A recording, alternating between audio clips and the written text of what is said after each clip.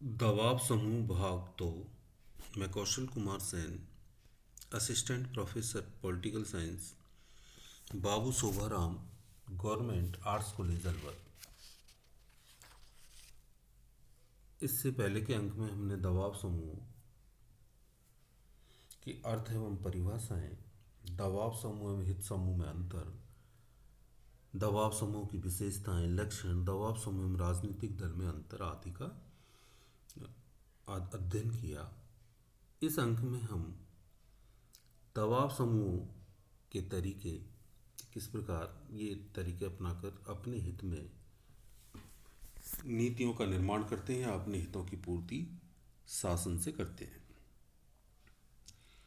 तो पहला दबाव समूह का तरीका है प्रचार व प्रसार के साधन।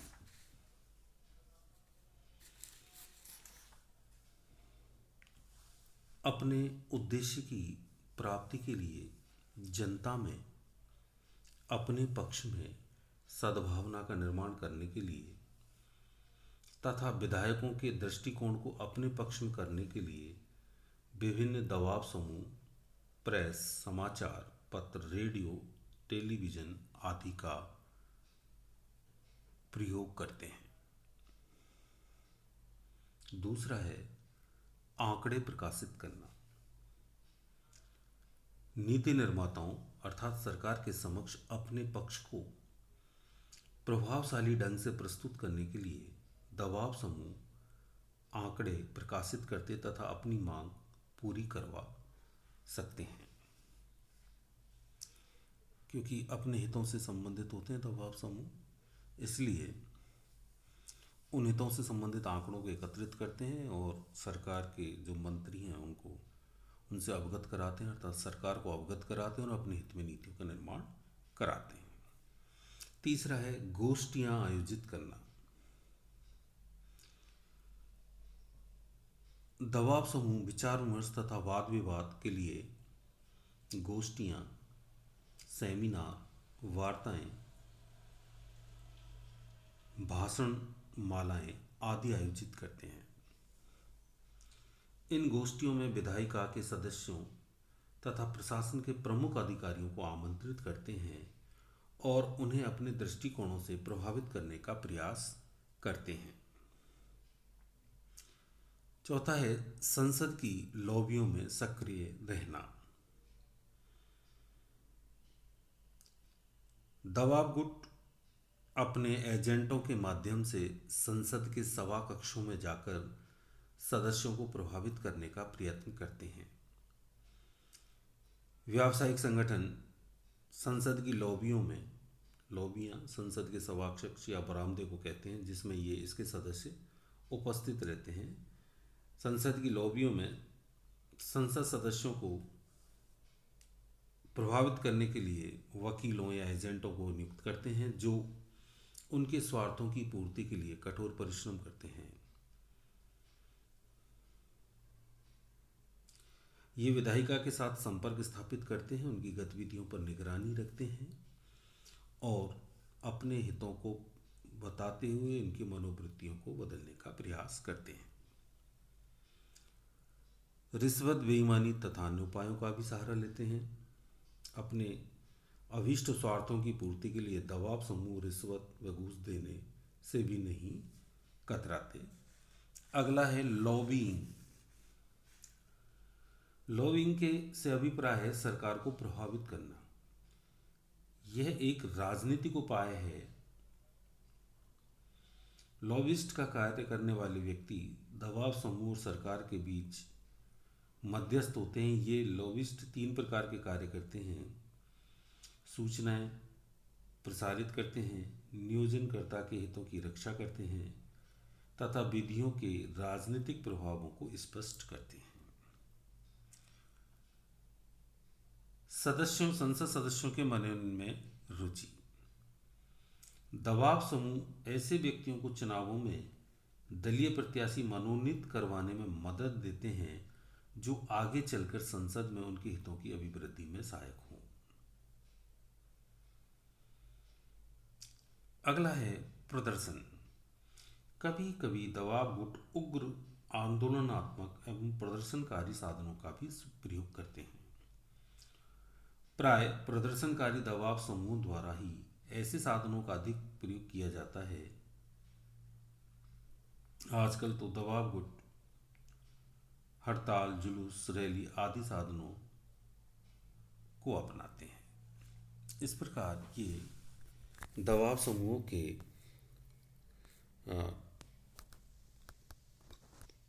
कुछ तरीके हैं, कुछ टेक्निक्स हैं जिनके आधार पर अपने हितों की पूर्ति करते हैं।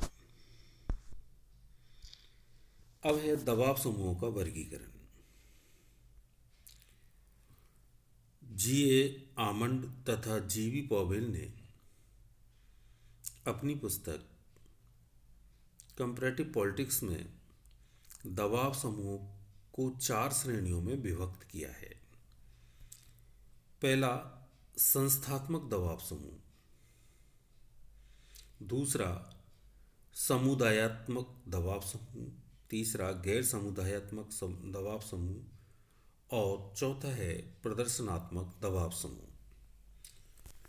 तो सबसे पहले संस्थात्मक दबाव समूह। संस्थात्मक दबाव समूह राजनीतिक दलों, विधानमंडलों, सेना, नौकरशाही इत्यादि में सक्रिय रहते हैं। इनके अनौपचारिक संगठन होते हैं। ये स्वायत्त रूप से क्रियाशील रहते हैं अथवा विभिन्न संस्थाओं की छत्र छाया में पोषित होते हैं। ये अपने हितों की अभिव्यक्ति करने के साथ साथ अन्य सामाजिक समुदायों के हितों का भी प्रतिनिधित्व करते हैं।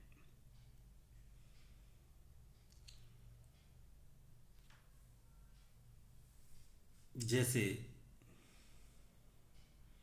सैनिक कल्याण परिषद, कर्मचारी संरक्षण परिषद आदि।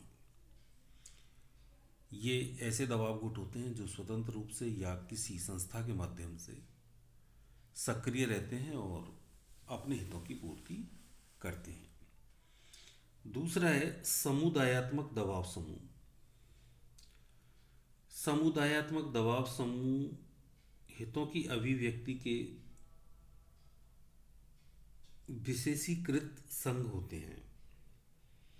इनकी मुख्य विशेषता विशिष्ट हितों की पूर्ति करना होता है। ये अपने आधुनिक परिवेश में प्रत्येक देश की राजनीति में सक्रिय दिखलाई देते हैं। इनमें प्रमुख है व्यापारियों के संगठन, श्रमिक संगठन, विद्यार्थी संगठन आदि।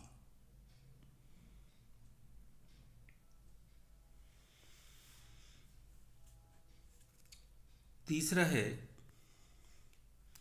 गैर समुदायात्मक दबाव समूह। गैर समुदायात्मक दबाव समूह अनौपचारिक रूप से अपने हितों की अभिव्यक्ति करते हैं। इनके संगठित संघ नहीं होते और इनको परंपरावादी दबाव गुट भी कहते हैं। गैर समुदायात्मक दबाव समूहों में सांप्रदायिक और धार्मिक समुदाय, जातीय समुदाय आदि लिए जा सकते हैं। चौथा है प्रदर्शनात्मक दबाव समूह। ये वे गुट हैं जो अपनी मांगों को लेकर अवैधानिक उपायों का प्रयोग करते हुए हिंसा, राजनीतिक हत्या, दंगे और अन्य आक्रामक रवैया अपना लेते हैं। प्रदर्शनात्मक विरोध और प्रत्यक्ष कार्रवाई के कई प्रकार हैं, जैसे जनसभाएं, गली बैठकें, नुक्कड़ बैठकें, पदयात्राएं, रैली, विरोध दिवस मनाना, हड़ताल, धरना, सत्याग्रह, अनशन, घेराव आदि। इस प्रकार ये दबाव गुटों का वर्गीकरण है। दबाव गुटों को G. Almond and G B. Powell ने 4 प्रकार बताए, जिनमें संस्थात्मक दबाव समूह, समुदायात्मक दबाव समूह, गैर समुदायात्मक दबाव समूह और प्रदर्शनकारी दबाव समूह। दबाव समूहों की आलोचना। पहली आलोचना है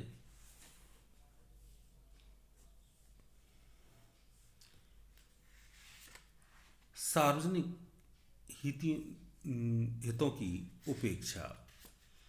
दबाव गुट सार्वजनिक हितों की उपेक्षा करते हैं। केवल ये अपने हितों की पूर्ति चाहते हैं और उसी के लिए ये अपने पूरे प्रयास करते हैं। दूसरा है राजनीतिक प्रक्रिया में भ्रष्टाचार फैलाना। दबाव गुट अपने हितों की पूर्ति के लिए रिश्वत, बेईमानी, अन्य अनेक साधन अपनाते हैं क्योंकि ये केवल अपने हितों की पूर्ति चाहते हैं और जिससे राजनीतिक प्रक्रिया में भ्रष्टाचार का बोलबाला बढ़ जाता है। तीसरा है संकुचित दृष्टिकोण। दबाव समूह चूंकि अपने संकीर्ण हितों को बढ़ावा देते हैं, वे संगठित होते हैं, इसलिए राष्ट्रीय हितों की तुलना में संकुचित गुटीय हितों को महत्व देते हैं। चौथा है लॉबिंग। अनेक दबाव गुट लॉबिस्ट द्वारा कार्य करते हैं। लॉबिस्ट की प्रक्रिया से भ्रष्टाचार और अनैतिकता में वृद्धि होती है।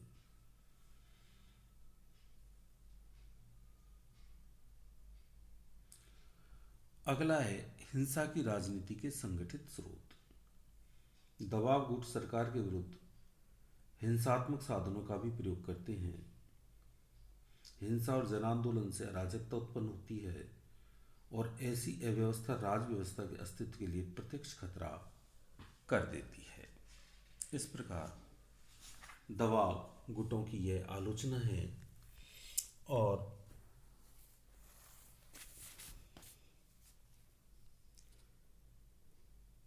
इन सब विवरणों को पढ़ने के बाद हम कह सकते हैं कि दबाव एवं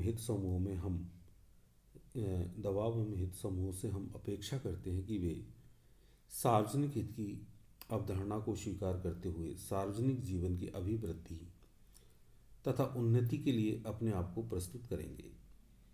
अभी तक दबाव समूह तथा सार्वजनिक हित के मध्य संतुलन स्थापित करना एक समस्या बनी हुई है। धन्यवाद।